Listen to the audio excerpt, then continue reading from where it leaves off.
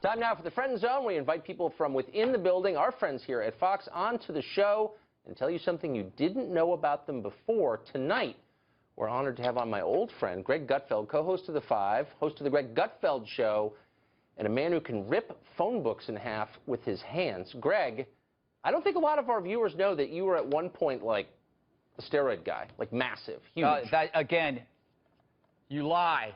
I have never, ever taken steroids. I have never taken steroids in my life. And I'm not even really a friend. I'm more like just a coworker. You see it. Oh, there it is. There's the picture.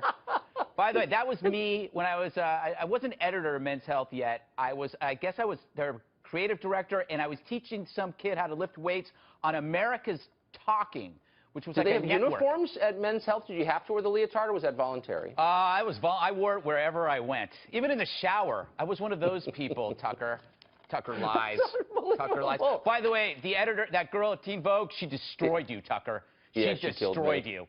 We're not having dinner after the show. I don't think she liked me. That was my sense. We ran out of time before she could use the F word, unfortunately. But she was close. Yeah. So, but you really were, I mean, no joke, a serious... Yeah, I mean, serious bodybuilder. Exercise is the most conservative endeavor because you actually see the reward. Whatever you put into your body, whatever weights you do, you see the reward. There's no welfare for abs, Tucker. There's no affirmative action for quads. You got to go in, you got to do it yourself, unless you use steroids, but then things shrink. So it's not worth it.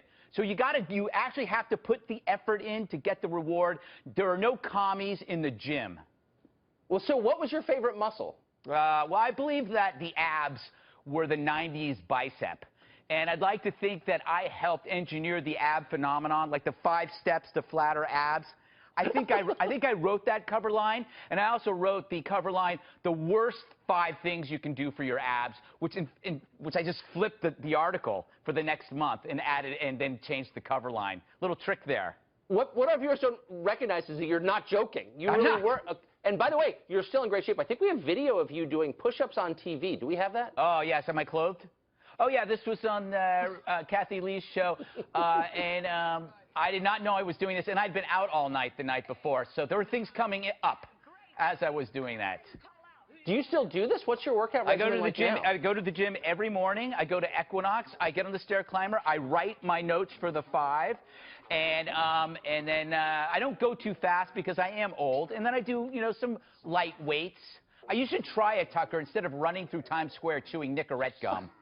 This is what Tucker does. What I do. This is what Tucker. He runs at like 7:30 no, it used to be like 6, 7 o'clock in Times Square, chewing Nicorette gum. He's weaving like a rat in a pinball machine. Like drunks, people are throwing up, and Tucker's just winding through. It's the strangest phenomenon. This is about your secrets, not mine. Excuse me as I choke on my Nicorette.